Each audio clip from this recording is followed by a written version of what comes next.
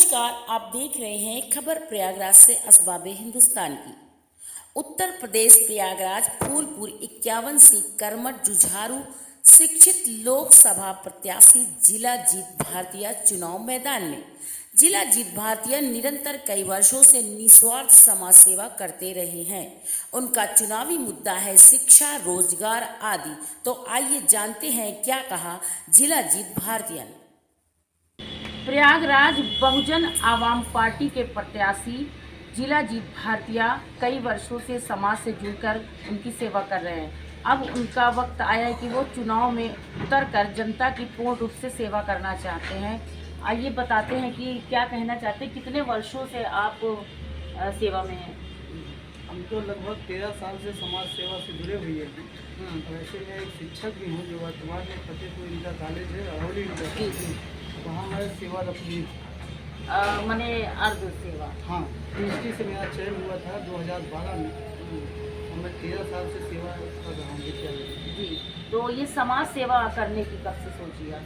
क्यों सोचा? वर्तमान परिस्थितियों में हमने जैसे देखा कि बच्चों को मैं शिक्षा देता रहा कि बेटा तुम पढ़ लिख के डॉक्टर, इंजीनियर बनो, IAS, PCS बनो, लेकिन वर्तमान में मैंने देखा कि सिर्फ इतने से ही काम नहीं चलेगा। बच्चों में ये चाहता हूँ जो नई पीढ़ी आ रही, जो 25, 26, 27 साल या 30 साल की उम्र में है, बेरोजगारी के अध्ययन से झेल रहे हैं, मैं चाहता हूँ कि ये भी राजनीति में अपनी भागीदारी सुनिश्चित करें। क्योंकि युवा पीढ़ी जब आएगी समाज में, इनके पास ऊर्जा, और उस ऊर्जा का ये अनावश्यक विदोहन कर रहे हैं। क्योंकि न तो नौकरी मिल रही है, ये बेरोजगारी में इधर उधर टहल रहे हैं, समय वेस्ट कर रहे हैं। और जो ऐसे लोग हैं जिनका जो है बहुत राजनीतिक अनुभव तो बहुत है, लेकिन अब उनके पास इतनी ताकत नहीं है कि समाज में इतना अच्छा परफॉर्मेंस कर सके। तो मैं चाहता हूँ कि इनके स्थान पर कोई दूसरा नया युवा आएगा तो समाज के लिए कुछ अच्छा करने की सोचेगा। मेन चुनावी मुद्दा क्या है विकास को लेकर? जो इस वर्तमान में है कि मैं चाहता हूँ कि ये जो नई पीढ़ी है राजनीति में आए, अन्यथा न तो रोजगार मिलेगा इनका, न स्वास्थ्य की बात करें तो स्वास्थ्य का अच्छा कोई ध्यान देने वाला है। और शिक्षा को तो आप देख रहे 10 दिन इतना निम्न स्तर की हो जा रही है कि हम लोग खुद पढ़ा रहे हैं विद्यालयों में, देख रहे हैं कि कितने सरकार कार्यक्रम चला रही है, इतने कार्यक्रम चला रही कि हम लोग 365 दिन में छुट्टियां काट 240-45 दिन मिलते हैं। उसमें कहीं आप बच्चों को जो है सड़क सुरक्षा के बारे में बताइए, कभी त्योहारों के बारे में बताइए, कभी परेड गए, इतने आदेश जारी किए जा रहे हैं कि हम आपको सही बता रहा हूँ कि शिक्षण का तो छोड़िए, सिर्फ आदेश का पालन करना, उसकी फोटो डालने में ही 240-45 दिन बीत जा रहे हैं। ये समस्या मैं देख इतना क्षुब्ध हूँ। और रोजगार की तो बातें नहीं करिए। अब तो ये हालत हो गई है कि पढ़ लिख के बच्चे, उनका कोई भविष्य, सरकारी सब प्राइवेट की ओर ढेल दे रहे हैं। अभी आप देख रहे हैं लोग सब कह रहे हैं कि देश को हमें विकसित राष्ट्र की ओर ले जा रहे हैं, जबकि आप देख रहे हैं कि अभी जब मैं 2012 में देख रहा था तो 23-24% लोग लगभग गरीबी रेखा में, आज 80 करोड़ लोग राशन पे हैं। इसका मतलब देश 80 करोड़ लोग गरीब हो गए। ये तो यही बता रही है ना कि देश की गरीबी रेखा से नीचे चल जा रहा है। जो अब तक कह रहे थे कि विकासशील राष्ट्र है, वो अल्प विकसित राष्ट्र की ओर जा रहा है। और लोग कहें भारत विकसित देश बन रहा है। अरे विकसित देश की अवधारणा क्या है, पहले ये तो आप बताएं समाज में। आप अमेरिका की बात करें, जापान की बात करें, ब्रिटेन की बात करें, तो वहाँ विकसित राष्ट्र क्यों? यहाँ पे कई प्रत्याशी चुनाव मैदान में बिल्कुल है ना? बिल्कुल इन सबों का मुकाबला कैसे करें? सब बड़ी पार्टियां हैं। सब पार्टी से मैं नहीं कह रहा हूँ, बड़ी बड़ी पार्टी होने से क्या है, उनके पार्टी का फंड है इसलिए वो बड़े हो गए। मैं कह रहा हूँ कि चुनाव में जितने लोग उतरे, मैं एक अध्यापक हूँ, मेरा काम है सबको शिक्षा देना। जितने खड़े हैं उनकी योग्यता पूछ लीजिए, उनसे सिर्फ ये पूछिए कि आप कहें संविधान खतरे में है, बिल्कुल खतरे में है, लेकिन बताओ संविधान है क्या? संविधान की किस आर्टिकल में खतरा उत्पन्न हुआ है? क्या ये सब आपको पता है? लोकतंत्र क्या है, क्या इसकी परिभाषा जानते हैं आप? फिर आप विकसित राष्ट्र की बात करें, विकसित राष्ट्र का मतलब समझते हैं?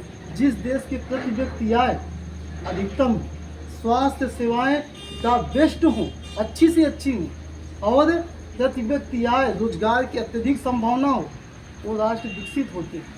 चुनाव जीतने का पहला कार्य कौन सा रहेगा? चुनाव जीतने का मेरा पहला मुद्दा है कि मैंने इतने क्षेत्रों में जब से भ्रमण किया, मैं तो ये सरकारों से कहना चाहूँगा, मेरा किसी सरकार से कोई ताल्लुकात नहीं है, क्योंकि सरकारें बनती रहेंगी, बिगड़ती रहेंगी, लोग आते रहेंगे, जाते चलता रहेगा। मैं यही चाहूँगा कि जो भी सत्ता में रहें कम से कम शिक्षा को बेहतर बनाएं, और जो स्वास्थ्य सेवाएं हैं, मैं तो ये चाहता हूँ जो एक एम्स 2 एम्स बने, हर जिलों में एम्स क्यों नहीं बन जाते, स्वास्थ्य सुविधाओं के हाईटेक कर दिए जाएँ।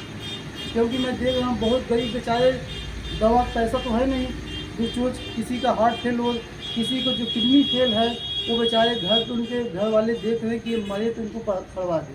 कम से कम इन अस्पतालों में तो नहीं पैसा है तो कम से कम वहाँ एडमिट होके चैन से दवा खाते हुए तो मरे, न कि लोग घर में उनके दवा कराते कराते जो भी उनके माने बिना दवाई के लोग दम तोड़ रहे हैं इस समय। ये भाई पैसा माने आपका शिक्षा और रोजगार ये स्वास्थ्य तभी ये विकसित बनेगा, ये उसकी अवधारणा है जी। और जो कह रहे हैं कि प्राइवेट की ओर जाइए, तो लोग रोजगार 2 तरह से लेते हैं। सब जानते हैं कि रोजगार एक संगठित क्षेत्र में होता है, एक असंगठित क्षेत्र में होते हैं। संगठित क्षेत्र में क्या होता है, जो भी कर्मचारी है उसको ये विश्वास रहता है कि मेरी नौकरी सुरक्षित है, मेरा वेतन एक जो मानक फिक्स है उससे कम नहीं होगा, बढ़ता ही जाएगा। कभी दुख मुसीबत पड़ गई तो छुट्टियां भी मिलती रहेंगी। ये सारे लाभ देख के व्यक्ति सरकारी बढ़ता है। जो संगठित क्षेत्र जनता से मिल रहे हैं आप? मैं बिल्कुल एकदम तेजी से मिल रहा हूँ। पब्लिक का क्या? पब्लिक का रुझान मैं यही कह रहा हूँ कि अगर वो तो यही करें कि मैं जीत के आऊँगा, मुझे भी लगता है मुझे कोई हरा नहीं सकता, क्योंकि एक अध्यापक की हार नहीं होगी, एक पढ़े लिखे समाज की हार होगी। क्योंकि जो ये लड़ रहे हैं, मैंने कहा इनसे पूछिए लोकतंत्र है क्या? सिर्फ कहने से नहीं कि मैं चुनाव लड़ लिया तो हो गया, है क्या? संविधान है क्या? बताओ, उसकी आर्टिकलें क्या हैं, उनके उसमें मसले क्या रखे गए हैं, क्या कुछ पता है? सिर्फ बड़ी बड़ी पार्टी सिंबल लेके 1 बार 2 बार 3 बार आप जीत के पेंशन ले रहे हैं, इतनी सरकारी सुविधाओं से लैस हो जा रहे हैं, फिर भी आपका दिल नहीं मान रहा है। क्षेत्र की जनता से क्या अपील कर रहे हैं, अपना परिचय दीजिए। क्षेत्रीय लोगों से ये अपील कर रहा हूँ कि आप एक अध्यापक को जिताएं। जैसे आप छोटे से बच्चे को भेजते हैं भरोसे पे, मैं उसको इंटर करा के बड़ा करके आपको फिर दे देता हूँ कि जाओ आगे का भविष्य तय करो। ऐसे मैं चाह रहा हूँ, अगर मुझ पर इतना विश्वास है लोगों का, तो एक बार एक अध्यापक को भी जिता के देख लें कि 5 साल में अध्यापक क्या करेगा। परिचय दे दीजिए। मैं जिलाजीत भारती और मैं अड़ौली इंटर कॉलेज अड़ौली फतेहपुर का अध्यापक हूँ। Thank you. इस समय वर्तमान में मैं जनता से यही अपील करना चाह रहा हूँ कि जो भी मेरे चाहे जिस जात धर्म का हो, मेरा अध्यापक हो, मेरा न कोई जात है न कोई धर्म है, वोट आप उसको दीजिए। अगर लगता है कोई मुझसे श्रेष्ठ है, पढ़ा लिखा अच्छा है, समाज के लिए अच्छा कर सकता है, तो मैं यही चाहता हूँ कि वोट उसको करिएगा। और अगर नहीं कोई है तो इस अध्यापक को विश्वास करके जरूर वोट इस अध्यापक को दीजिएगा। सभी खबरों को देखने के लिए जुड़े रहिए असबाबे हिंदुस्तान न्यूज़ चैनल से।